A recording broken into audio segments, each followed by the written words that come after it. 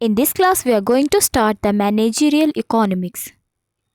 Let's suppose कि आप एक बेकरी के मैनेजर हो, तो हर रोज़ आपको कुछ डिसीशंस लेने पड़ेंगे, जैसे हमें दिन में कितने केक प्रोड्यूस करने हैं, किस प्राइस पे उनको सेल करना है, क्या हमें एक वर्कर हायर करना है या फिर एक से ज़्यादा वर्कर्स को हायर करना है।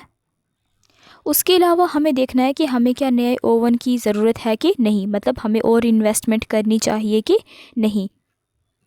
नाउ द क्वेश्चन अराइजेस, ये सब इम्पॉर्टेंट क्यों है, मतलब ये डिसीशंस लेना एक मैनेजर के लिए इम्पॉर्टेंट क्यों है।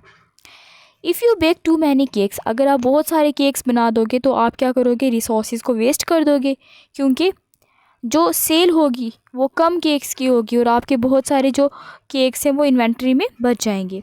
If you bake too few cakes you loss the customers, मतलब अगर आपको 100 केक्स चाहिए हो, अगर आपके पास 100 कस्टमर्स हैं, आपने सिर्फ 75 केक्स प्रोड्यूस किए हैं, तो इसका मतलब कि आपने आधे कस्टमर्स को लॉस कर दिया। If you will sell at much high price sales drop, अगर आप बहुत ज़्यादा हाई प्राइस पे उसको सेल करोगे तो भी उसकी सेल क्या होगी, ड्रॉप हो जाएगी, क्योंकि लोग उसको उतने ज़्यादा प्राइस पे नहीं ख़रीदना चाहेंगे। If you sell it too low you loss the profit, लेकिन अगर आप क्या करोगे, प्राइस को बहुत ज़्यादा कम कर दोगे, तब भी आपको उसमें कोई भी फ़ायदा नहीं होगा। अब मैनेजरियल इकोनॉमिक्स जो है वो हमारी मदद करता है ताकि हम इकोनॉमिक्स के प्रिंसिपल्स को और उसके टूल्स को अप्लाई कर सकें, जैसे डिमांड एनालिसिस, डिमांड को एनालाइज कर सकें, मतलब डिमांड के बारे में पता लगा पाएँ कि कितनी ज़्यादा डिमांड किसी प्रोडक्ट की है और कितनी जल्दी जो डिमांड है वो राइज या फॉल होती है प्राइस में चेंज आने की वजह से। उसके बाद कॉस्ट एनालिसिस, प्रोडक्ट की कॉस्ट के बारे में हमें पता होना चाहिए कि जैसे जैसे हम ज़्यादा से ज़्यादा प्रोडक्ट बनाते जा रहे हैं, उनकी प्रोडक्शन करते जा रहे हैं, वैसे वैसे कॉस्ट जो होती है वो राइज होती जा रही है या फॉल होती जा रही है। उसके बाद प्रॉफिट मैक्सिमाइजेशन, हमें ये भी देखना चाहिए कि हमारा जो प्रॉफिट है, हमें जो फ़ायदा है वो मैक्सिमाइज़ हो रहा है कि नहीं। उसके बाद फॉरकास्टिंग, फॉरकास्टिंग में आता है फ्यूचर प्रिडिक्शन, जैसे हम कह सकते हैं कि अगर जो प्राइस है हमने 2 पॉइंट से इंक्रीज़ किया तो जो डिमांड है वो कितने पॉइंट से कम हो जाएगी। तो इसको कहते हैं कि हम पहले से क्या देते हैं, एक तरह की प्रिडिक्शन देते हैं, उसको हम फोरकास्टिंग कहते हैं। To make these everyday business decisions in the more effective and profitable way, we can say that managerial economics is a bridge between economic theory and application. मतलब रोज़मर्रा के जो हमारे बिजनेस डिसीशंस हैं उनको लेने के लिए जो मैनेजरियल इकोनॉमिक्स है ये बहुत ज़्यादा इफ़ेक्टिव वे है और एक प्रॉफिटेबल तरीका है, क्योंकि ये हम कह सकते हैं एक ब्रिज है किसके दरमियान, इकोनॉमिक थ्योरी के दरमियान और उसकी प्रैक्टिकल एप्लीकेशन के दरमियान। ये क्या है, एक एज अ ब्रिज एक्ट करता है, जो हमारी इकोनॉमिक थ्योरीज़ हैं उनको ये एप्लीकेशन में लाता है। अब जो मैनेजरियल इकोनॉमिक्स है उसका लिटरल मीनिंग क्या है, मतलब उस वर्ड का मीनिंग क्या है। हमें पता है कि ये दो चीज़ों से मिलके बना है, एक management plus economics equals to managerial economics.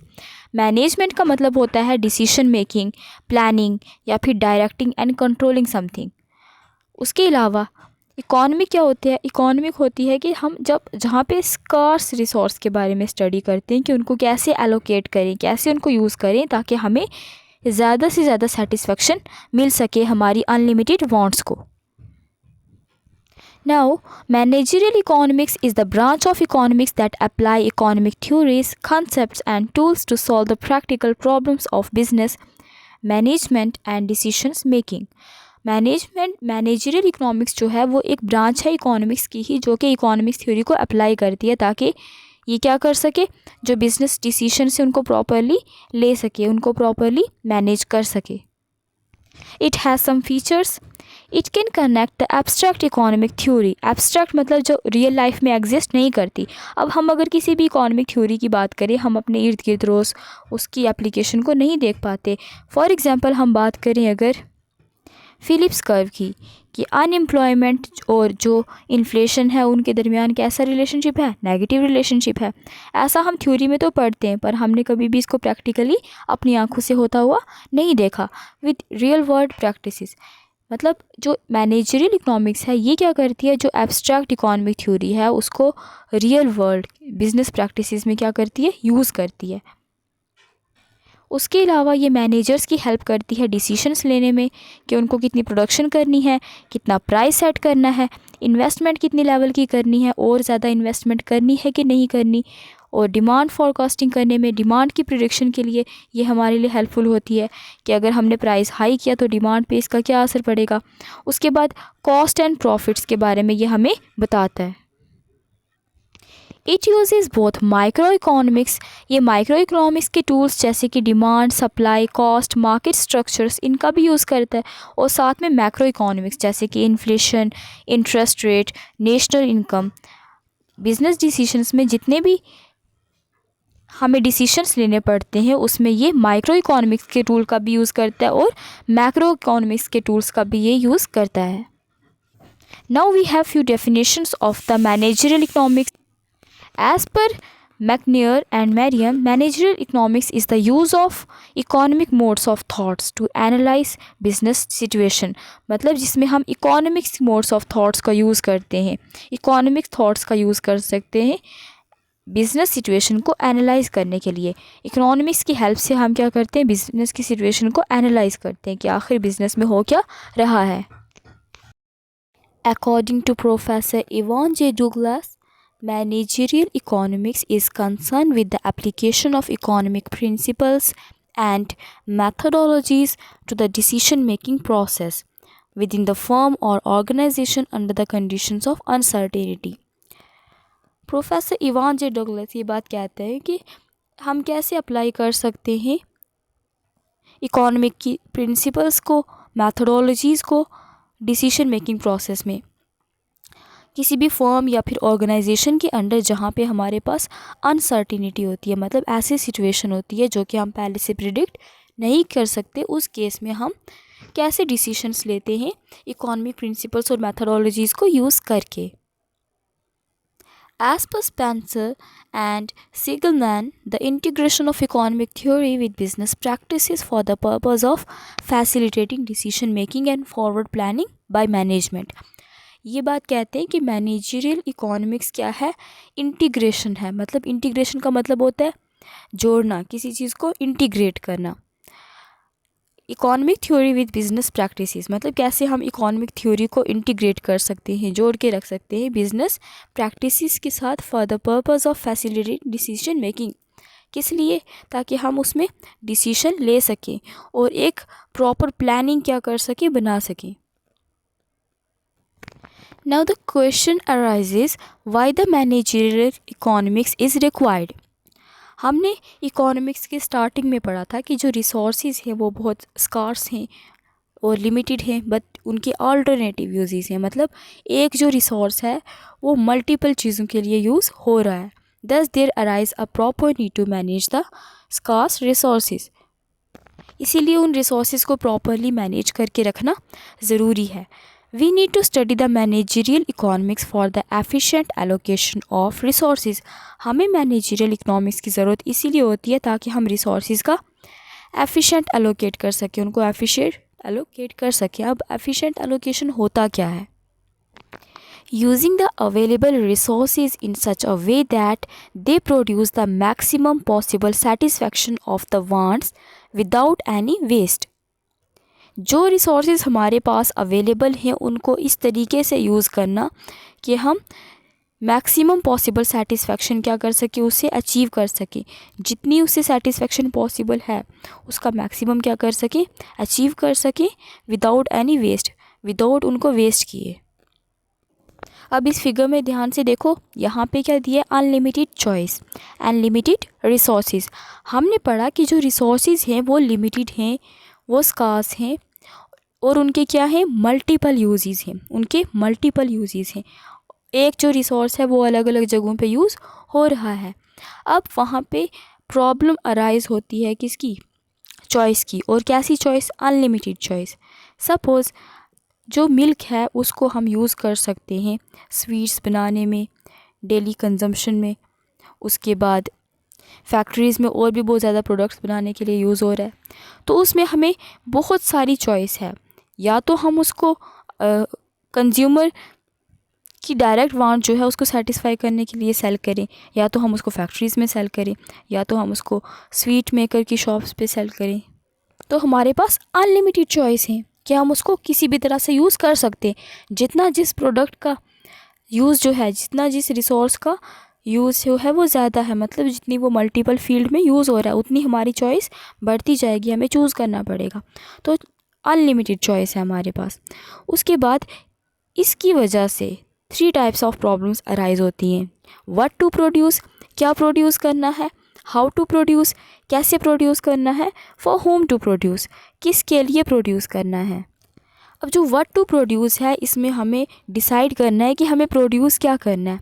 हमें वो गुड प्रोड्यूस करना है जिससे सोसाइटी की वेलफेयर हो और जो लोगों को असल में रिक्वायर्ड हो, उसकी वेस्टेज ना हो जाए। जैसे अगर हम सोशल वेलफेयर गुड्स की बात करें, जो कि कंज्यूमर गुड्स होते हैं, उनकी प्रोडक्शन हम क्या करेंगे, हाई करेंगे, तभी जो सोसाइटी है उसकी वेलफेयर होगी। लेकिन अगर हम क्या करेंगे, पूरा खर्चा खाली डिफेंस पे कर देंगे, तो जो लोग हैं, जो पब्लिक है, उसके लिए इतना रिसोर्स ही नहीं बचेगा कि हम उनकी नीड्स को पूरा कर सकें। उसके बाद हाउ टू प्रोड्यूस, कैसे प्रोड्यूस करना है। हमें ऐसे प्रोड्यूस करना है कि उसकी कॉस्ट ऑफ प्रोडक्शन, उसको प्रोड्यूस करने की जो कॉस्ट है वो कम से कम यूज़ हो, है ना। जैसे इंडिया में जो लेबर है वो ज़्यादा है, और जो वेस्टर्न नेशंस हैं वहाँ पे कैपिटल ज़्यादा क्वांटिटी में है, तो हम लेबर इंटेंसिव टेक्निक्स का यूज़ कर सकते हैं प्रोडक्शन में, और वेस्ट कैपिटल इंटेंसिव टेक्निक का यूज़ कर सकते हैं। वो उनको चीप पड़ता है और हमें लेबर क्या पड़ता है, चीप पड़ता है। इससे हम एम्प्लॉयमेंट को भी राइज़ कर सकते हैं, और साथ में एज़ कम्पेयर टू मशीनरी जो लेबर है वो हमारे लिए ज़्यादा चीपर है। उसके बाद फॉर होम टू प्रोड्यूस, किसके लिए प्रोड्यूस करना है, ये भी डिसाइड करना बहुत ज़रूरी है। अगर उस पर्टिकुलर सेक्शन ही को टारगेट हम नहीं करेंगे जो कि हमारी पॉपुलेशन में है, तो हमारी रिसोर्स जो होंगे वो वेस्ट हो जाएंगे। जैसे अगर किसी पॉपुलेशन में जो यूथ हैं उनकी पॉपुलेशन ज़्यादा है, तो हम उनके प्रोडक्ट्स क्या करेंगे, प्रोड्यूस करेंगे ज़्यादा क्वांटिटी में as compare to elders and childrens. जब हम इनको अच्छी तरह से इन 3 क्वेश्चंस को कंसिडर करते हुए प्रोडक्शन करेंगे, उस टाइम हम कह सकते हैं कि हमने जो रिसोर्सेज हैं उनका एफिशिएंट यूज़ कर लिया। Let's consider an incident of a Soviet planner. ये वो टाइम था जब क्या था, यूएसएसआर डिसइंटीग्रेट हो रहा था, और उस टाइम पे वो क्या कर रहे थे, आपने पढ़ा होगा हिस्ट्री के सब्जेक्ट्स में कि मिखाइल गोर्बाचेव, उसने क्या किया था, बहुत सारे रिफॉर्म्स लाए थे जिसमें वो कम्युनिस्ट सिस्टम को कैपिटलिस्ट सिस्टम में कन्वर्ट कर रहा था, और इकॉनमी को क्या कर रहा था, रीस्ट्रक्ट कर रहा था। ये एक पर्टिकुलर टर्म है पेरेस्ट्रोइका, इसका मतलब होता है रीस्ट्रक्टिंग। वो इकॉनमी को रीस्ट्रक्ट कर रहा था। और एक जो सोवियत प्लानर है उसने लंदन के मार्केट में उन डेज़ में विज़िट किया, उसने देखा, वो वहाँ की मार्केट को देख के इम्प्रेस हो गया। उसने देखा कि वहाँ पे कोई भी क्यूज़ नहीं है। क्यूज़ क्या होता है, एक लाइन, मतलब आप किसी शॉप पे लाइन लगा के खड़े हो, किसी चीज़ का वेट कर रहे हो, वहाँ पे कोई भी क्यूज़ नहीं है। उसके बाद शॉर्टेजेस भी नहीं है। Mountains of spoiled and unwanted vegetables, मतलब जो वेजिटेबल मार्केट है वहाँ पे ऐसा भी नहीं है कि जो स्पॉइल्ड और अनवांटेड वेजिटेबल्स हैं उनके एक पीक साइड पे रखा हो, मतलब ये अनवांटेड है क्योंकि इनकी डिमांड ही नहीं। ऐसा उसको क्यों, मतलब वो क्यों सोचता था कि ऐसा होना चाहिए, क्योंकि जो रशिया था, जो यूएसएसआर था, वहाँ पे क्या था, गवर्नमेंट रोल था। वहाँ पे उनकी इकॉनमी जो थी वो कमांड इकॉनमी थी, और वो गवर्नमेंट के हिसाब से चलती थी जैसा वो कहते थे, और उनको बहुत सारी प्रॉब्लम्स फेस करनी पड़ती थी। कभी तो शॉर्टेज हो जाती थी प्रोडक्ट्स की, और कभी जो प्रोडक्ट्स थे वो इतने ज़्यादा हो जाते थे कि वो स्पॉइल हो जाते थे, क्योंकि सारा कुछ गवर्नमेंट कंट्रोल कर रही थी और गवर्नमेंट के ऑर्डर पे चल रहा था। मार्केट फोर्सेस का उसमें कोई भी यूज़ नहीं था। लेकिन जब उसने लंदन में विज़िट किया उसने ये सारा कुछ देखा। लेकिन ऐसा क्यों था, लंदन में ऐसा ये प्रॉब्लम्स क्यों नहीं थी, वहाँ पे कौन प्लानर होगा, उसने ये बात सोची। तो वहाँ पे कोई भी प्लानर नहीं था, वो जस्ट किस पे डिपेंड थे, मार्केट फोर्सेस पे। वो कौन सी मार्केट फोर्सेस है, सप्लाई और डिमांड। और ये जो मार्केट फोर्सेस हैं यही क्या सेट कर रही थी, वहाँ पे प्राइस सेट कर रही थी। और ये जो प्राइस था वो ग्रेट रोल प्ले करता था उनके डिसीजंस में। जैसे अगर हमें पता है कि किसी चीज़ का प्राइस बढ़ रहा है तो जो सेलर्स होंगे वो क्या करेंगे, उसकी प्रोडक्शन को राइज़ कर देंगे, उसकी सप्लाई को राइज़ कर देंगे, और जैसे ही उसका प्राइस कम हो जाएगा वो उसकी जो सप्लाई है उसको कम कर देंगे। तो ये सब चीज़ें बहुत यूज़फुल होती हैं कि हम कैसे एक मार्केट को प्रॉपरली मैनेज करके रखें। ये हमारा पॉइंट जो है ये ऑप्टिमम पॉइंट होता है, जहाँ पे जो डिमांड है जितना चाहिए उतना ही सप्लाई हो रहा है, उससे ना ज़्यादा सप्लाई हो रहा है और ना कम। तो हमें पता चला कि लंदन में कौन प्लानिंग कर रहा था, market forces, that is demand and supply. Next is market failure. Market failure क्या होता है? Market failure means a situation where the market left on its own does not allocate resources efficiently. मतलब जो market जिसको हमने government के अलावा छोड़ दिया ताकि वो खुद क्या करे, अपनी ऑप्टिमम लेवल को अटेन करे, वो क्या कर रहा है कि रिसोर्सेज का एफिशिएंट यूज़ कर ही नहीं रहा है। मतलब ये जो ऑप्टिमम पॉइंट है ये वाला पॉइंट अचीव कर नहीं पा रहा है, या तो वहाँ पे डिमांड की शॉर्टेज है या फिर जो डिमांड है वो ज़्यादा है। तो जब हम ये वाला पॉइंट अटेन नहीं कर पाते तब हम कहते हैं कि ये क्या सिचुएशन है, मार्केट फेलियर। अब मार्केट फेलियर के मल्टीपल काजेज हैं।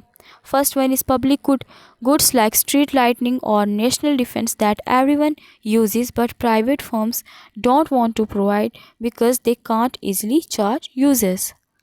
पब्लिक गुड ऐसे गुड्स होते हैं जो गवर्नमेंट क्या करती है, प्रोवाइड करती है। जैसे कि स्ट्रीट लाइटनिंग, आपके घर के बाहर आपने देखा होगा कि एक स्ट्रीट लाइट लगी है, उसके लिए आप पे नहीं कर रहे हो जबकि आप उसका बेनिफिट ले रहे हो।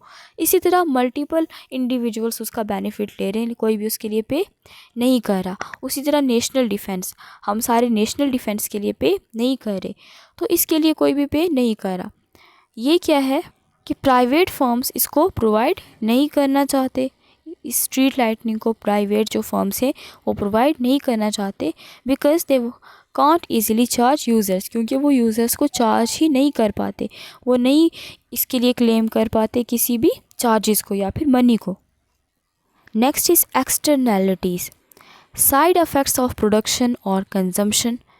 जैसे कि हमने कोई चीज़ प्रोड्यूस की फैक्ट्रीज़ में तो वहाँ से क्या राइज़ हुआ, स्मोक, तो इससे हमें क्या हो रहा है, नुकसान हो रहा है, जबकि इसकी जो कॉस्ट है वो कोई पे ही नहीं कर रहा है ना। जब स्मोक निकल रहा है वहाँ से, उससे क्या हो रहा है, एयर पोल्यूशन हो रही है और हेल्थ हज़ार्ड हो रहे, लेकिन इसकी कोई कॉस्ट ही नहीं है, इसकी कोई भी कॉस्ट नहीं है, इसके लिए कोई भी पे नहीं कर रहा है। तो ये क्या होती है, एक एक्सटर्नैलिटी होती है। उसी तरह अगर हम एजुकेशन की बात करें, एजुकेशन क्या क्रिएट करती है, एक पॉजिटिव एक्सटर्नैलिटीज़ क्रिएट करती है। एजुकेशन की हेल्प से जो एक पर्टिकुलर इंडिविजुअल है उसकी मेंटल डेवलपमेंट होती है, उसके बाद उसकी थिंकिंग कैपेसिटी जो होती है वो राइज़ होती है। तो इन चीज़ों के लिए हम नहीं पे कर रहे, तो इसका क्या मतलब है कि ये क्या क्रिएट कर रहा है, पॉजिटिव एक्सटर्नैलिटी। फॉर एग्ज़ाम्पल, एक सिंपल एग्ज़ाम्पल मैं आपको देती हूँ कि अगर हमारे घर के बाहर एक गार्डन है और उसमें क्या है, बहुत सारे प्लांट्स हैं, तो उन प्लांट्स का जो बेनिफिट है, उनकी जो फ्रेश एयर है वो आपके नेबर्स को भी जा रही, लेकिन वो इसके लिए पे नहीं कर रहे। तो ये क्या है, एक उनके लिए एक्सटर्नैलिटी, मतलब ऐसा बेनिफिट जो कि उनको फ्री में मिल रहा है। तो अगर आप क्या करोगे, यहाँ पे स्मोक्स वगैरह यूज़ करोगे या फिर कुछ हार्मफुल इंस्ट्रूमेंट्स बर्न करोगे, तो उस टाइम पे क्या होगा, कुछ जो हार्मफुल गैसेस हैं वो भी उन तक पहुंचेंगी। तो उस टाइम पे क्या होगा, उनको नेगेटिव एक्सटर्नैलिटी, मतलब उसके लिए भी आप पे नहीं कर रहे हो। तो जिस चीज़ के लिए हम पे नहीं करते वो क्या होते हैं, एक्सटर्नैलिटीज़। एक्सटर्नैलिटीज़ की वजह से क्या होता है, जो हमारा हम कॉस्ट जो लग रही होती है और जो हमें बेनिफिट रिसीव हो रहा होता है वो बिल्कुल भी इक्वल नहीं होता। इसके केस में जो सोशल कॉस्ट होती है वो ज़्यादा होती है या फिर जो सोशल बेनिफिट होता है वो ज़्यादा होता है। Next is monopoly power, when a single firm dominates the market leading to higher prices and less output.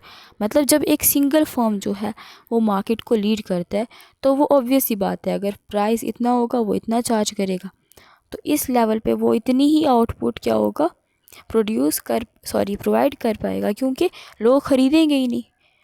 उस टाइम पे उससे लोग इतने हाई प्राइस पे कम लोग ख़रीदेंगे, तो उस टाइम पे उसकी क्वांटिटी सप्लाइड भी क्या हो जाएगी, कम हो जाएगी। तो उसने ये वाला पॉइंट अचीव नहीं कर पाया, तो इसीलिए इसकी सिचुएशन में भी क्या हो गया, market failure. Next is information asymmetry. Symmetry क्या होता है, जब दोनों साइड बराबर होती हैं, इसको हम कहते हैं ये वाली साइड इस वाली साइड की क्या है, एकदम सिमेट्रिकल है। सिमेट्री क्या होता है, बराबरी। व्हेन वन पार्टी, और एसिमेट्री क्या होता है, जो कि बराबर नहीं होता, not equal. When one party has more और better information than the other, जब एक पार्टी के पास ज़्यादा इंफॉर्मेशन होती है दूसरे के कंपैरिजन में। Example, sellers know more about the products quality than buyers, मतलब जब हम मार्केट से कोई भी प्रोडक्ट ख़रीदते हैं तो उसका जो सेलर होता है उसके पास ज़्यादा इन्फॉर्मेशन होती है हमारे कंपैरिजन में। अब उसकी जो पुअर क्वालिटी या फिर उसकी सुपीरियर क्वालिटी के बारे में प्रोड्यूसर को या फिर सेलर को ज़्यादा पता होता है एज़ कम्पेयर टू बायर। इसकी वजह से क्या होता है कि हम दोनों के दरमियान में, जो कंज्यूमर और प्रोड्यूसर होते हैं, उन दोनों के दरमियान में इक्वल नॉलेज नहीं होती। इसकी वजह से भी क्या होता है, मार्केट फेलियर अराइज होता है। Next is factor immobility. Factors क्या होते हैं, जो फैक्टर्स ऑफ प्रोडक्शन होते हैं, जैसे लैंड, लेबर, कैपिटल, उसके बाद entrepreneur. When resources like labour और capital can not move easily, जब ये जो रिसोर्सेज होते हैं हमारे लेबर और कैपिटल, इसको हम इजीली मूव नहीं कर सकते इंडस्ट्रीज़ और रीजन्स के दरमियान, तब भी क्या होता है, मार्केट फेलियर अराइज होता है। वो इमोबाइल होते हैं, बहुत सारे हिंड्रेंसेस हो सकते हैं, या फिर वहाँ पे ट्रांसपोर्टेशन फैसिलिटीज़ अवेलेबल नहीं होगी, या फिर उनके सोशल कंडीशंस ऐसी हैं कि वो एक दूसरे की रीजन में नहीं जा सकते, तो उस टाइम पे ये क्या होता है, factor immobility. The scope of managerial economics. Managerial economics is the study of allocation of resources available to a firm और a unit of management. Managerial resources क्या है, कि स्टडी है कैसे हम रिसोर्सेज को एलोकेट कर सकते हैं किसी भी फर्म के अंडर। इसके 4 groups as per the problems. There are 4 groups of problem in both decisions making and forward planning which are discussed below. First one is resource allocation. हमें जो रिसोर्स है उसको allocate कैसे करना है, हमने पढ़ा कि उसको efficiently allocate करना है। अब उसमें efficiently allocate करने के लिए हमें क्या क्या decisions लेने हैं। उसके बाद है inventory and queuing problem. Inventory होता है जब बहुत सारी चीज़ हमारे पास बच जाती है, उसको कोई ख़रीदने वाला नहीं होता। क्यूइंग प्रॉब्लम मतलब चीज़ हमारे पास बहुत कम है और उसके लिए लाइन में लोग खड़े हैं। तो ये 2 टाइप्स की प्रॉब्लम्स हैं। इनको डील करने में भी हमें किसका हेल्प चाहिए होती है, मैनेजरियल इकोनॉमिक्स की। उसके बाद है प्राइसिंग प्रॉब्लम, प्रोडक्ट्स के प्राइस कैसे सेट करने। इन्वेस्टमेंट प्रॉब्लम, इन्वेस्टमेंट के डिसीशंस लेने के लिए कि हमें फ़र्दर इन्वेस्टमेंट करनी चाहिए या फिर नहीं करनी चाहिए, क्योंकि अगर हम ज़्यादा से ज़्यादा इन्वेस्टमेंट करते जाएंगे जबकि हमें पता है कि अभी और इन्वेस्टमेंट की ज़रूरत नहीं है, तो हमें उसका नुकसान ही होगा, कोई बेनिफिट नहीं होगा। अब मैनेजरियल इकोनॉमिक्स की स्टडी में हम क्या क्या इन्वॉल्व करते हैं, कुछ इन टॉपिक्स को इन्वॉल्व करते हैं, इनके बारे में एनालिसिस करते हैं, जैसे कि the business firm and it's objectives. Firm के बारे में डिस्कस करते हैं कि फ़र्म क्या होता है, इसके बारे में हम डिटेल में पढ़ेंगे। फर्म क्या होता है और उसके ऑब्जेक्टिव्स क्या हैं, मतलब उसके गोल्स क्या हैं। उसके बाद demand analysis, estimation and forecasting. Demand के बारे में हम पता लगाते हैं कि डिमांड कितनी है, कितनी बढ़ जाएगी प्राइस के बढ़ने से या फिर किसी और फैक्टर के बढ़ने से, या फिर कितनी गिर जाएगी। उसके बाद एस्टीमेट लगाते हैं कि डिमांड के बारे में, और फोरकास्टिंग, प्रिडिक्शन देते हैं कि इन फ्यूचर इस प्रोडक्ट की डिमांड जो है वो उतनी ज़्यादा बढ़ने वाली है या फिर उतनी ज़्यादा कम होने वाली है। Next is production and cost analysis. फिर हम प्रोडक्शन के रिलेटेड डिसीशंस लेते हैं, कॉस्ट के बारे में लगाते हैं कि कैसे मेथड्स को यूज़ करके जो हमारी कॉस्ट है वो कम होगी। Price theory and policies. Price theory में हम प्राइस डिसाइड करते हैं किसी भी पर्टिकुलर प्रोडक्ट का। Next is profit analysis with special reference to break even point, कि प्रॉफिट के बारे में हम पढ़ते हैं। उसके बाद ब्रेक इवन पॉइंट को कंसिडर करके हम क्या करते हैं, प्रॉफिट के बारे में एनालिसिस करते हैं। ब्रेक इवन पॉइंट वो वाला पॉइंट होता है जहाँ पे जो रेवेन्यू है, मतलब जो एक प्रोड्यूसर कमा रहा है वो उसके इक्वल होती है कॉस्ट के जो कि उसने स्पेंड की उस पर्टिकुलर प्रोडक्ट की प्रोडक्शन में। उसके बाद capital budgeting for investment decisions. Capital budgeting एक ऐसा प्रोसेस है जिसमें जो फर्म है या फिर जो मैनेजर है वो डिसाइड करता है लॉन्ग टर्म इन्वेस्टमेंट को, कि हमें कितनी इन्वेस्टमेंट करनी चाहिए जिससे जो हमारा बेनिफिट है, जो हमारा प्रॉफिट है वो मैक्सिमम हो जाए लॉन्ग टर्म में। And investment decisions. कंपटीशन, मतलब कैपिटल बजटिंग में हम पूरा डिसाइड करते हैं कि हमें कितनी जो अपनी इन्वेस्टमेंट है उसको यूज़ करना है ताकि हम मार्केट में क्या कर सकें, कॉम्पीट कर सकें दूसरी फर्म से।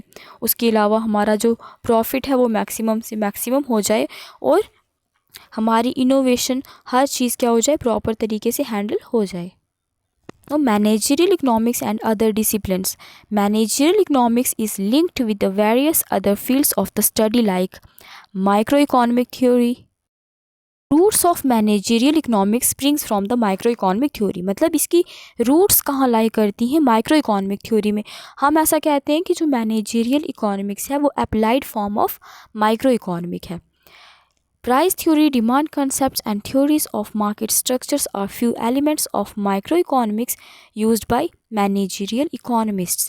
ये कुछ टूल्स हैं माइक्रो इकोनॉमिक्स के जो कि मैनेजरियल इकोनॉमिस्ट यूज़ करते हैं। It has an applied bias as it applies economic theories in order to solve real world problems for enterprises.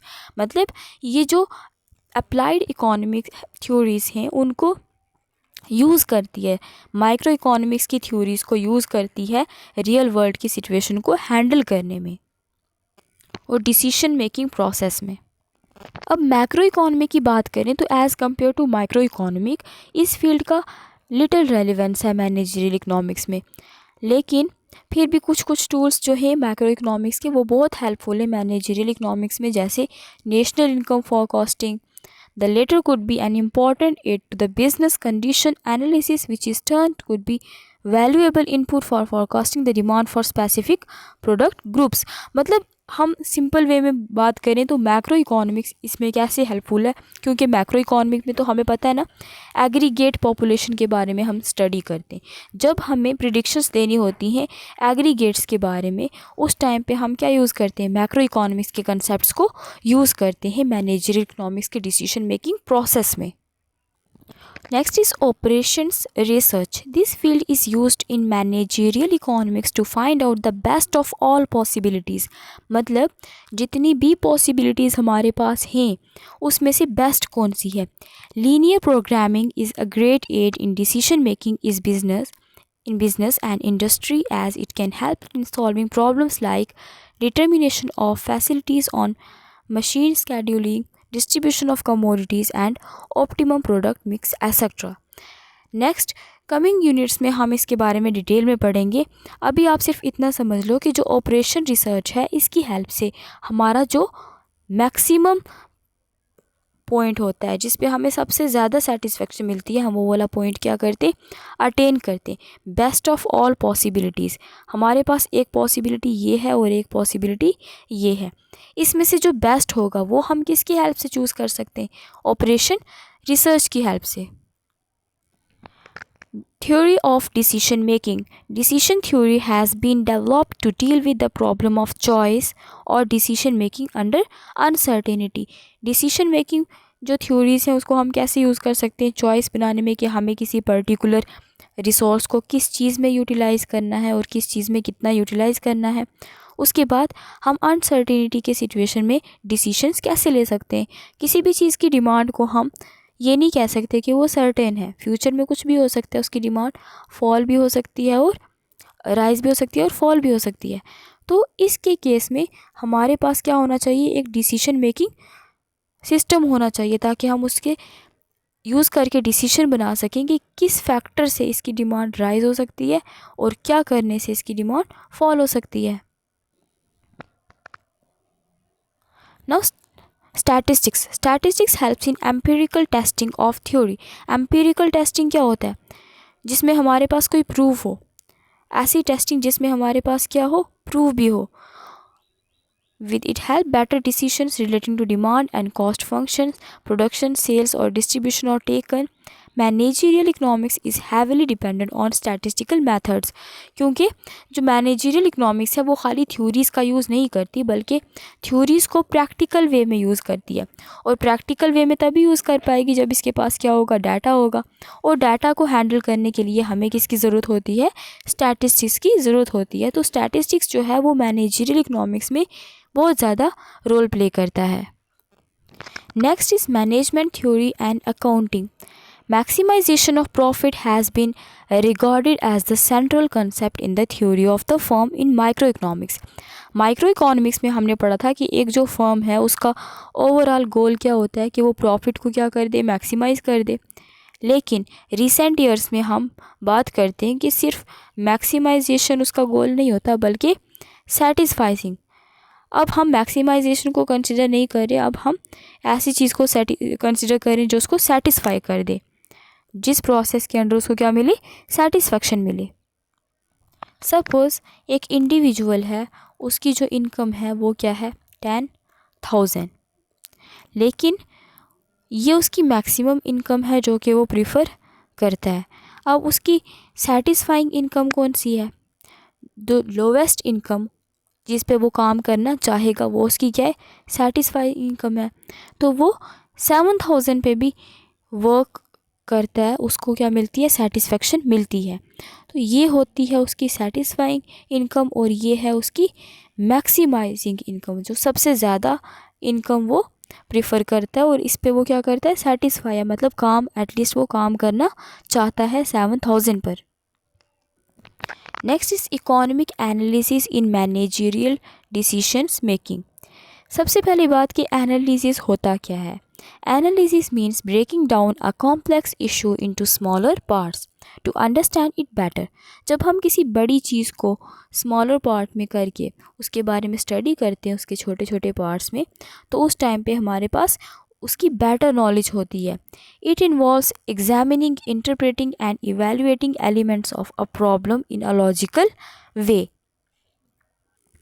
इसमें हम एग्जामिन करते हैं, इंटरप्रेट करते हैं, मतलब उसके बारे में रिज़ल्ट्स निकालते हैं, जो हमें ऑब्जर्वेशन हमने ली थी उसके बारे में स्टडी किया था उसको एग्जामिन करते हैं कि ऐसा क्यों है, उसके बारे में रिज़ल्ट्स निकालते हैं, इंटरप्रेट करते हैं और फिर प्रॉब्लम्स को इवेलुएट करते हैं, क्या क्या प्रॉब्लम फेस कर रहा है एक लॉजिकल वे में। जैसे डिमांड अगर फॉल हो गई है, पूरी ओवरऑल डिमांड मतलब एग्रीगेट डिमांड जो कि मार्केट की वो फॉल होती जा रही है, तो हमें देखना है कि इसके पीछे रीज़न्स क्या हैं। तो हम मल्टीपल फैक्टर्स कंसिडर करेंगे, इनकम कंसिडर करेंगे इंडिविजुअल की, और प्राइस कंसिडर करेंगे प्रोडक्ट्स के, फिर इनके बारे में अलग अलग स्टडी करेंगे, इनकम के बारे में स्टडी करेंगे, प्राइस ऑफ गुड्स के बारे में स्टडी करेंगे। उसके बाद हम एक रिज़ल्ट निकालेंगे कि इनकम जो है वो कम हो रही है या फिर प्राइस जो है वो चीज़ों का बढ़ता जा रहा है, जिसकी वजह से एग्रीगेट डिमांड फॉल हो रही है।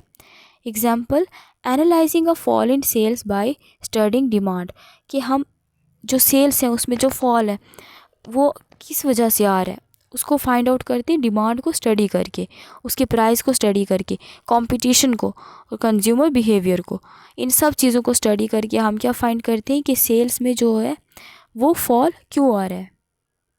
ये था एनालिसिस। अब हम पढ़ेंगे इकोनॉमिक एनालिसिस के बारे में।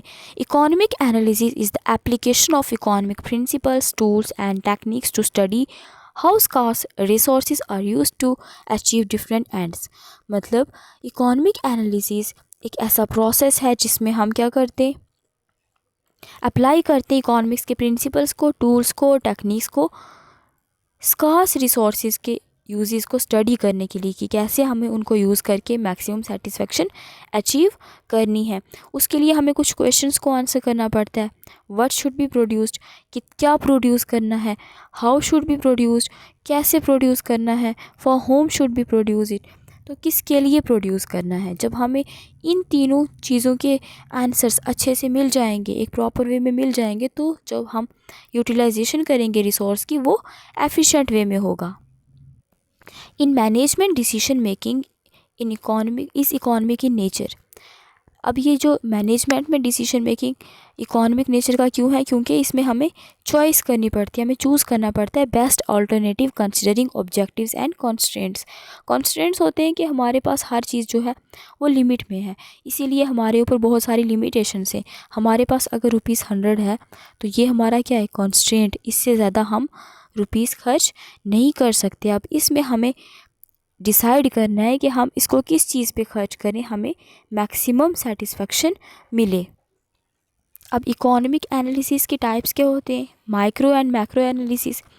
माइक्रो एनालिसिस में studies individual units, consumers, firms, industries, deals with the issues like demand, supply and pricing, production. Micro economics में हम स्टडी करते हैं इंडिविजुअल यूनिट की, किसी भी कंज्यूमर की, इंडिविजुअल कंज्यूमर की, इंडिविजुअल फर्म की। उसके बाद इन सब को स्टडी करने हम इश्यूज़ के साथ डील करते हैं, जैसे डिमांड के बारे में पता लगाते हैं, सप्लाई के बारे में पता लगाते हैं, प्रोडक्ट्स का प्राइस कितना होगा उसके बारे में डिसीशंस लेते हैं।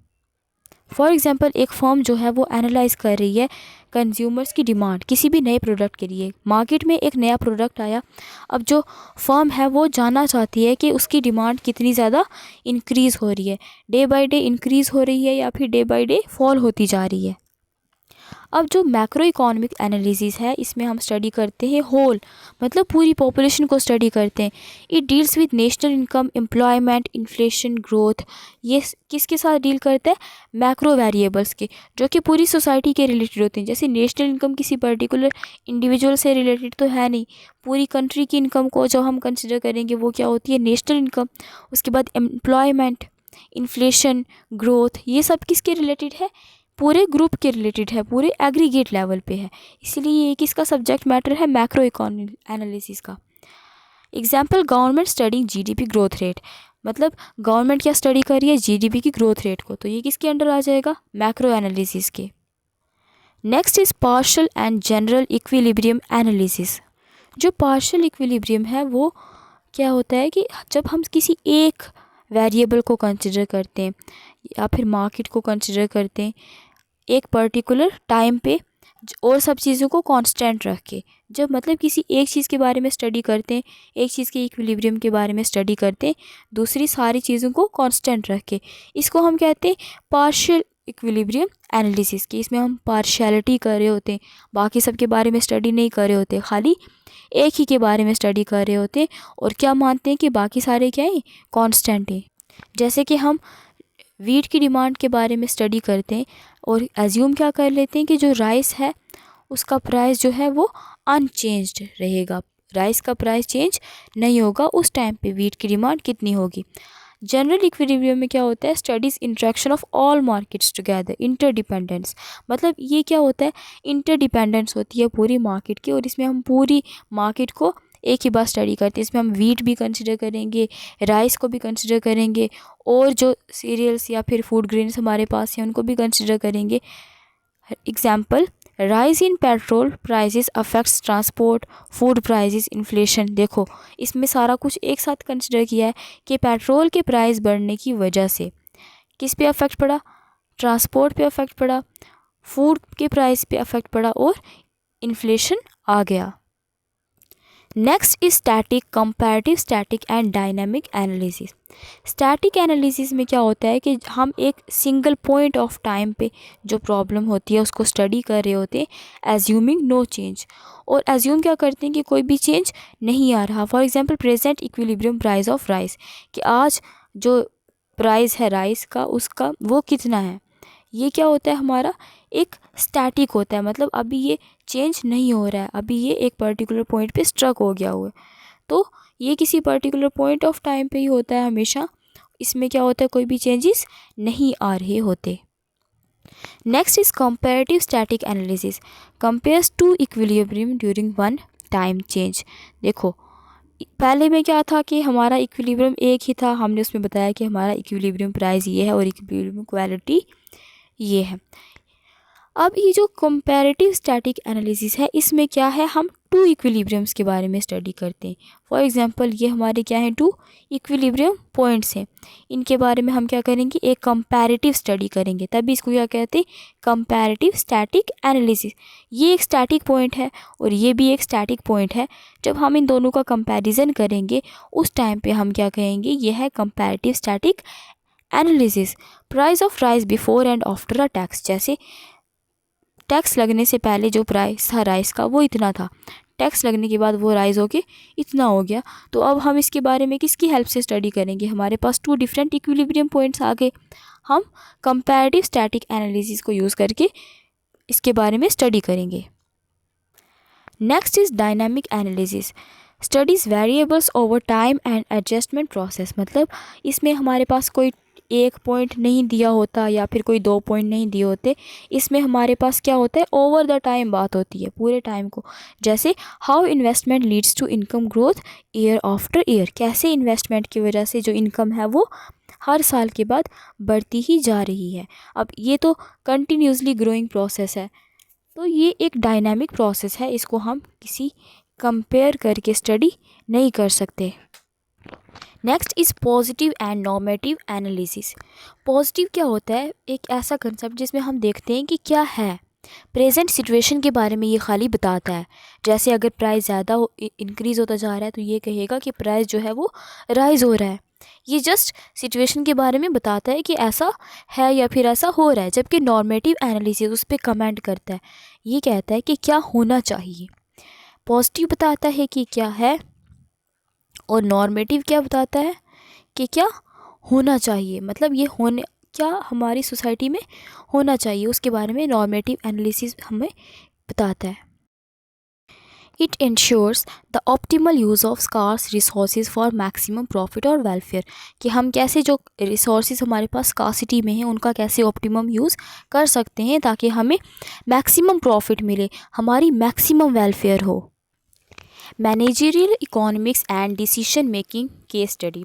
अब हम एक केस स्टडी करने वाले हैं जिसमें हम मैनेजरियल इकोनॉमिक्स कैसे डिसीजन मेकिंग में हेल्प करती है हम डिटेल में स्टडी करेंगे। देखो केस स्टडी क्या है कि an American multinational retail company in India, कि अमेरिकन की मल्टीनेशनल कंपनी, मल्टीनेशनल मतलब जो कि डिफरेंट वेरियस नेशंस में एग्जिस्ट कर रही है ना। तो रिटेल होता है जो कंज्यूमर का जो डायरेक्ट कंजम्पशन गुड है उनको उन तक पहुंचाता है, मतलब जो रीसोल्ड के लिए नहीं होता, डायरेक्ट वो क्या करते हैं, कंज्यूम करते हैं। जैसे आजकल आप देखते हो हम ऑर्डर्स करते हैं अमेज़ॉन से, फ्लिपकार्ट से, वो हमारी डायरेक्ट कंजम्पशन के लिए होता है, हम उसको अपने सेल्फ कंजम्पशन के लिए यूज़ करते हैं। तो यहाँ पे क्या है कि an American multinational retail company in India, कि अब जो अमेरिकन की मल्टीनेशनल रिटेल कंपनी है जो कंज्यूमर का डायरेक्ट जो गुड होता है, डायरेक्ट कंजम्पशन गुड होता है उन तक पहुंचाता है, वो इंडिया में कैसे वर्क करेगा, मतलब कैसे अपनी एक प्लेस बनाएगा। We all know that India is one of the largest retail market in the world, मतलब इंडिया जो है वो वर्ल्ड का लार्जेस्ट रिटेल मार्केटिंग है विथ ह्यूज ग्रोथ पोटेंशियल। मतलब ग्रोथ पोटेंशियल ये होता है कि कंटिन्यूसली बढ़ता ही जा रहा है, हम कह सकते हैं कि इसकी जो ग्रोथ है वो कंटिन्यूसली राइज होती है। The American multinational retail company for example Walmart wanted to enter this attractive market. अब वॉलमार्ट जो कि अमेरिकन मल्टीनेशनल रिटेल कंपनी है, उसने देखा कि इंडिया की जो रिटेल मार्केट है वो बहुत ज़्यादा ग्रोथ में है, मतलब उसका ग्रोथ पोटेंशियल बहुत ज़्यादा है। तो उसने भी क्या सोचा कि मैं भी इसमें इंटर करता हूँ। अब उसमें एंट्री के लिए उसको पहले डिसीशंस लेने पड़ेंगे, without decisions without planning everything is useless. तो the company had to choose among different modes of entry into India, मतलब इंडिया में एंट्री करने के 4 डिफरेंट मोड्स हैं। अब वो डिसाइड कर रहा है कि मैं कैसे इंटर करूँ। Know the very first mode is strategic partnership. Strategic partnership में ये होता है कि जो 2 डिफरेंट फर्म्स हैं या फिर 2 ऑर्गेनाइजेशंस हैं, या फिर हम कह सकते हैं कि जो 2 डिफरेंट बिजनेस मैन हैं वो क्या करते हैं, एक दूसरे के साथ कोलैबोरेशन फॉर्म करते हैं, और इस कोलैबोरेशन में वो रिसोर्सेज को शेयर करते हैं, उसके बाद एक दूसरे की स्ट्रेंथ को शेयर करते हैं ताकि वो अपना ऑब्जेक्टिव गेन कर सकें। उन दोनों का ऑब्जेक्टिव सेम होता है। अब यहाँ इस केस में जो वॉलमार्ट है वो एंट्री लेगा। अब उसके पास क्या है कि वो वर्ल्ड लेवल पे फेमस है, उसको उसको मैक्सिमम कंट्रीज़ में, बहुत सारी कंट्रीज़ में मतलब उसकी एक आइडेंटिटी है। अब हमारी कंट्री में एक और बिज़नेस है, वहाँ उनको क्या है कि उनको नॉलेज है इंडिया के जो कस्टमर्स हैं उनके टेस्ट और प्रेफरेंस की। उसके अलावा यहाँ पे उसके पास क्या है, लैंड है और भी बहुत सारी फैसिलिटीज़ हैं। तो वो क्या करेंगे, ये जो वॉलमार्ट है वो उसको क्या देगा, उसके साथ आइडेंटिटी शेयर करेगा और वो इसको क्या प्रोवाइड करेगा, रिसोर्सेज प्रोवाइड करेगा। तो ये क्या करेंगे, कंबाइनली वहाँ पे अपना बिजनेस सेटअप करेंगे। तो ये वाला प्रोसेस है स्ट्रैटेजिक पार्टनरशिप। पार्टनरशिप तो है लेकिन स्ट्रैटेजिक पार्टनरशिप है, उनकी अपनी अलग भी आइडेंटिटी है, वो बिल्कुल एक दूसरे के साथ ज्वाइन नहीं हो गए। जैसे हमने वोडाफोन और आइडिया के बारे में देखा था ना, वी, तो उसमें वो उन्होंने क्या बना दिया था, बिल्कुल कम्प्लीटली एक दूसरे के साथ ज्वाइन हो गए थे। लेकिन इस केस में ऐसा नहीं होता, ये खाली अपने गोल्स को अचीव करना चाहते हैं एक दूसरे के साथ रह के। इनकी एक पर्टिकुलर अपनी एक स्पेसिफिक आइडेंटिटी होती है। Next is joint venture.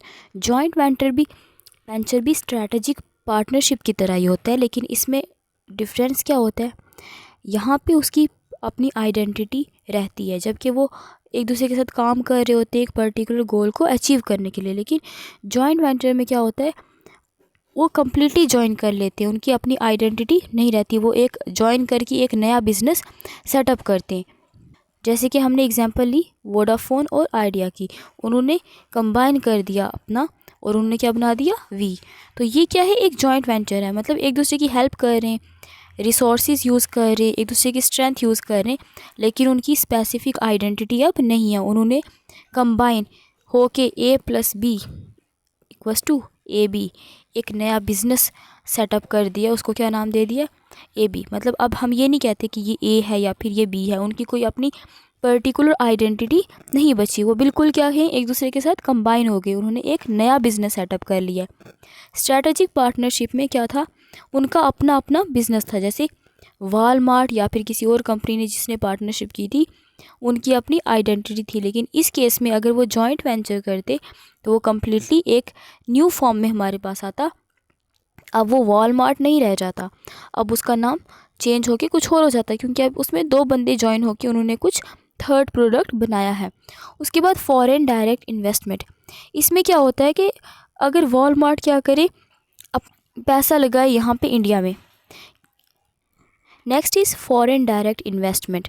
Foreign direct investment में जो वॉलमार्ट है वो क्या करेगा, इन्वेस्ट करेगा, या तो वो अपना कोई पर्टिकुलर स्ट्रक्चर सेटअप करेगा या फिर वो किसी के साथ पार्टनरशिप करेगा, उसके शेयर्स ख़रीदेगा। जैसे अगर हम एग्जांपल लें फ़्लिपकार्ट की, फ़्लिपकार्ट आपको पता है एक रिटेल मार्केटिंग प्लेटफॉर्म है, वो क्या करेगा, इसके कुछ शेयर्स ख़रीद लेगा, या फिर 50% शेयर्स ख़रीद लेगा, या फिर 70% शेयर ख़रीद लेगा। तो इसको हम कहेंगे उसने क्या की, फॉरेन डायरेक्ट इन्वेस्टमेंट की।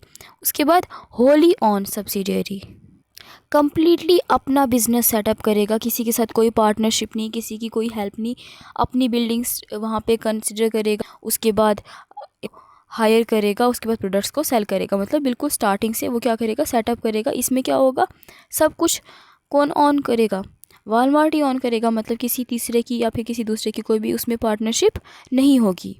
तो ये 4 मोड्स हैं एंट्री के। अब उसको डिसीजन लेना है कि उसके लिए कौन सा बेनिफिशियल है।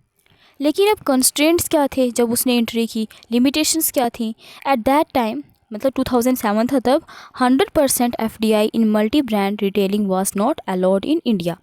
100% फॉरेन डायरेक्ट इन्वेस्टमेंट उस टाइम पे अलाउड ही नहीं थी। उसमें कुछ इकोनॉमिक्स और रेगुलेटरी रिस्ट्रिक्शंस थे जो कि फुल ऑनरशिप को प्रिवेंट करते थे। मतलब ऐसा नहीं हो सकता कि कोई बाहर से आके किसी एक पर्टिकुलर शेयर्स में कंप्लीट ऑनरशिप ले ले। अब उसने डिसीजन क्या लिया, the company choose joint venture as the entry strategy. मतलब उसने क्या लिया, जॉइंट वेंचर लिया अपने एंट्री स्ट्रैटेजी के तौर पे। It entered in India in 2007 through a joint venture with an Indian enterprise.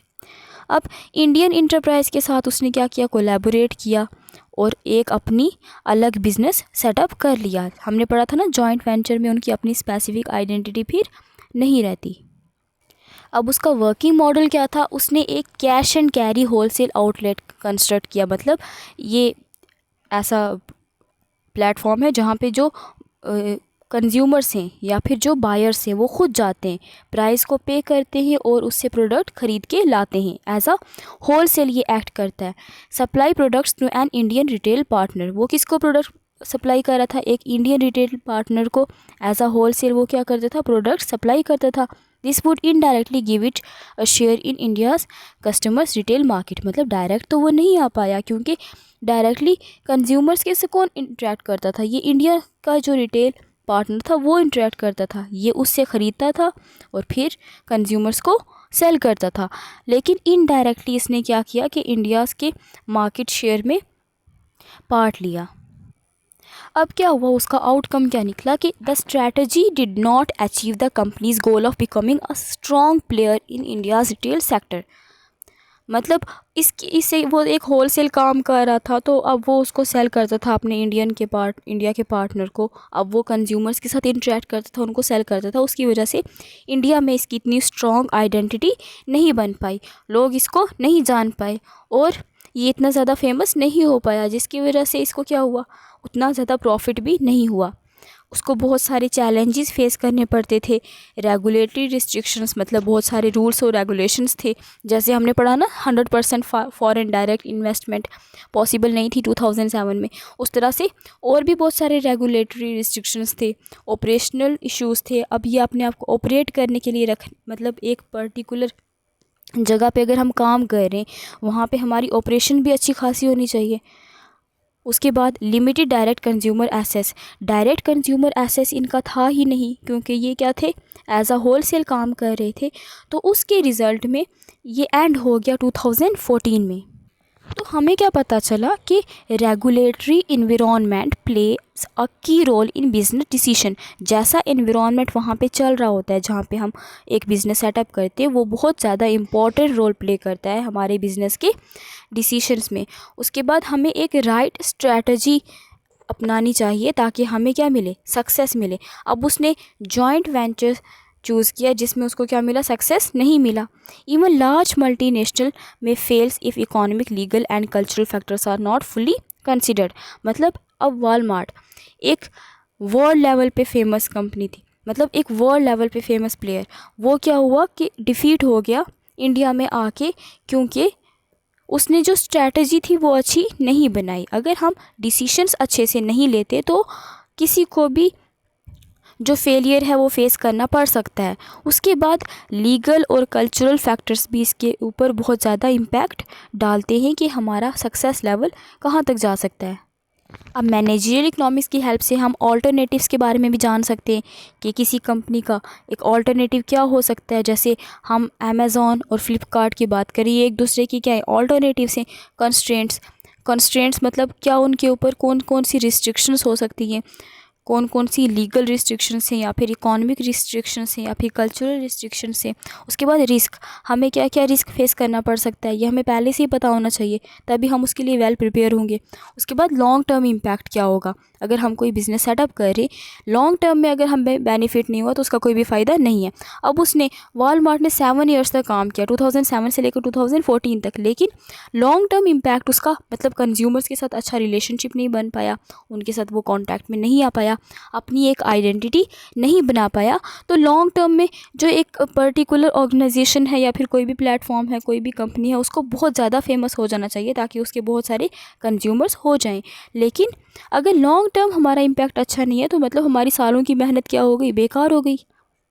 अब हम नेक्स्ट कंसिडर करते हैं कि उसकी जब फेलियर हो गया 2014 में, उसने स्टॉप कर दिया था क्या। After the failure the company had 2 choices, मतलब उसके पास 2 चॉइसेस थी, या तो वो इंडिया को लीव कर दे या फिर stay back and try again, या फिर दोबारा वापस आए और दोबारा से ट्राई करे। It choose to stay because उसने क्या चूज़ किया कि मैं रुकूंगा। क्यों, उसने 7 ईयर्स तक हार्ड वर्क किया था। India's market was too big to ignore, मतलब इंडिया की मार्केट इतनी बड़ी थी कि उसको इग्नोर नहीं किया जा सकता था। It had already invested a lot, और उसके बाद उसने पहले ही बहुत ज़्यादा इन्वेस्टमेंट कर ली थी। अब उसने सोचा कि मैं एक नई स्ट्रैटेजी अप्लाई करूँगा। न्यू स्ट्रैटेजी 2018 में उसने क्या किया कि 77% of the Flipkart for $16 billion, मतलब उसने ये ख़रीद लिया। फ्लिपकार्ट तो आप सबको पता ही है, उसके 77% शेयर्स उसने ख़रीद लिए $16 बिलियन में। वाई फ्लिपकार्ट? अब उसने फ़्लिपकार्ट ही क्यों चूज़ किया? क्योंकि ये एक बिगेस्ट ई कॉमर्स कंपनी है। ये क्या करती है? Direct access to millions of Indian consumers, million of Indian consumers के साथ इसका डायरेक्ट कांटेक्ट है, डायरेक्ट एक्सेस है। और ये किसके साथ help it compete with rival Amazon, इसने हेल्प की इसका राइवल अमेज़ॉन है उसके साथ कम्पीट करने में। तो लेसन्स क्या मिला हमें इससे? Business decisions always involve alternatives and risk. अगर हम कहीं पे बिज़नेस करें तो बिज़नेस में हमें फ़ायदा भी बहुत होता है, लेकिन रिस्क भी बहुत ज़्यादा लेना पड़ता है। और आपने पढ़ा है जितना ज़्यादा रिस्क होगा उतनी ज़्यादा हमें रिटर्न मिलेगा। तो हमें क्या करना पड़ता है? अगर हमारा एक प्लान फेल हो जाए तो मैनेजर्स को उसी टाइम पे क्या करना चाहिए? दूसरी स्ट्रैटेजी अपनानी चाहिए, दूसरे ऑप्शंस की तरफ जाना चाहिए।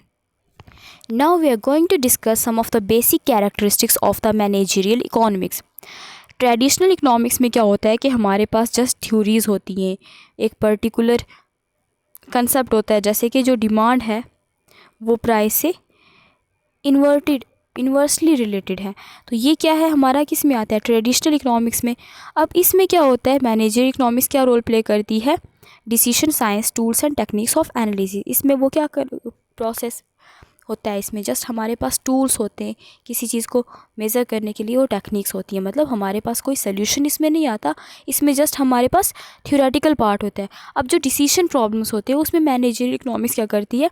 एक ऑप्टिमल सोल्यूशन प्रोवाइड करती है। हमने देखा ट्रेडिशनल इकोनॉमिक्स में जहाँ पे बस थ्योरीज होती है वहाँ पे ये टूल्स और टेक्निक्स प्रोवाइड करती है, जबकि डिसीजन प्रॉब्लम्स में जो मैनेजरियल इकोनॉमिक्स है वो हमें एक सोल्यूशन प्रोवाइड करती है हमारे बिजनेस के related. The points which we are going to discuss is about the characteristics of managerial economics. उसके characteristics के बारे में हम पढ़ने जा रहे हैं। फर्स्ट क्या है? Decision making of an economic nature. उसका जो डिसीशंस होता है वो उसका नेचर इकोनॉमिकल होता है। Managerial economics helps managers to make choices among alternatives. Managers की हेल्प करता है कैसे वो चॉइसेस बना सकते हैं ऑल्टरनेटिव्स में, अलग अलग चीज़ों में। एवरी बिजनेस डिसीजन, मतलब जो पूरा बिज़नेस का डिसीजन होता है उसमें क्या क्या आता है? प्राइसिंग आता है कि प्राइस क्या रखना है, प्रोडक्शन कैसे करनी है, इन्वेस्टमेंट कितनी करनी है, इस इकोनॉमिक, ये सारी चीज़ें क्या हैं? इकोनॉमिकल हैं, because it involves scarce resources, क्योंकि इसमें स्कार्स रिसोर्सेज इन्वॉल्व होते हैं। जैसे choosing between two suppliers based on cost and quality. हम जब टू सप्लायर्स के बीच में चूज़ करते हैं, फर्स्ट वन क्या होता है? कॉस्ट को देखते हैं, उसके बाद क्वालिटी को देखते हैं। Next is managerial economics is micro economic in character. ये माइक्रो इकोनॉमिक है अपने कैरेक्टर में, क्योंकि ये फोकस करती है इंडिविजुअल पे, जैसे इंडिविजुअल फर्म पे, इंडिविजुअल कंज्यूमर पे, या फिर किसी पर्टिकुलर प्रोडक्ट मार्केट पे। Unlike macro economics, it does not study the economy as a whole. Example, analysing demand for a specific product in a local market. किसी एक पर्टिकुलर प्रोडक्ट की demand अगर हम मार्केट में स्टडी करें तो वो किस में आता है? माइक्रो इकोनॉमिक में आता है। तो ये मैक्रो नहीं है, ये माइक्रो है अपने कैरेक्टर में। Next is based on theory of firm. ये फर्म की थ्योरी पे बेस्ड होती है। Uses economic principles related to firms such as cost, revenue, profit, production, pricing etcetera. Helps managers to apply economic theory to practical business problems using cost and revenue analysis to decide the profit maximisation. देखो ये क्या करता है? Firm की theory पे base होता है, क्योंकि ये वो सारी चीज़ें कंसिडर करता है जो हम एक फर्म में स्टडी करते हैं। कॉस्ट को कंसिडर करता है, रेवेन्यू हमें कितनी मिल सकती है, प्रॉफिट को कंसिडर करता है, प्रोडक्शन को कंसिडर करता है कि किस हिसाब से हमें प्रोडक्शन करनी है। उसके बाद प्राइसिंग देने में, प्राइस उसको एक पर्टिकुलर प्राइस सेट करने में भी हमारी क्या करता है? हेल्प करता है। ये मैनेजर्स की हेल्प करता है ताकि वो इकोनॉमिक थ्योरी को प्रैक्टिकल वे में यूज़ कर सकें अपने बिजनेस डिसीजंस लेने में। उसके बाद जैसे कि हम क्या करते हैं? रेवेन्यू और कॉस्ट को देखते हैं ताकि हम प्रॉफिट मैक्सिमाइज़ कर सकें। तो ये किसके रिलेटेड है? ये एक फर्म की थ्योरी के रिलेटेड है। तो हम कह सकते हैं मैनेजरियल इकोनॉमिक्स में हम किसको इंपॉर्टेंस देते हैं? थ्योरी ऑफ फर्म को। ये कम्प्लीटली थ्योरी ऑफ फर्म पे बेस्ड है। अब जो मैनेजरियल इकोनॉमिक्स है वो गोल ओरिएंटेड होता है और प्रिस्क्रिप्टिव होता है। Managerial economics he focus on achieving objectives, usually profit और efficiency, provides prescriptions what managers should do to achieve goals. मतलब प्रिस्क्रिप्शंस क्या होता है, जैसे आप डॉक्टर्स के पास जाते हो, वो आपको प्रिस्क्राइब करता है ये मेडिसिन आपको उस टाइम कंज्यूम करनी है। इसी तरह मैनेजरियल इकोनॉमिक्स भी क्या करता है, जो मैनेजर्स होते हैं उनको प्रिस्क्राइब करता है कि कैसे क्या काम करके क्या डिसीजन लेके उनको पर्टिकुलर गोल को अचीव करना है। Advising to increase advertising to boost sale, मतलब या वो मैनेजरियल इकोनॉमिक्स क्या एडवाइस दे रहा है उसको कि आपको एडवर्टाइजमेंट करनी है। अगर किसी चीज़ की सेल इंक्रीज़ करनी है तो आपको उसकी एडवर्टाइजमेंट देनी चाहिए। So at last it is conceptual and metrical, combines concept theories with quantitative tools। मतलब ऐसा नहीं है कि ये completely theory है, बल्कि ये theory को किसके साथ combine करती है, quantitative tools के साथ। Not just theory but also measurement, statistics and mathematics are used for the decision making। Example, using demand for forecasting, elasticity or regression analysis to plan the production। ये हमारा जो है managerial economics ये theoretical नहीं है, बल्कि ये क्या करता है, डिफरेंट क्वांटिटेटिव टूल्स की हेल्प से डिसीजंस लेने में हेल्प करता है। So for this class only this much. Thank you.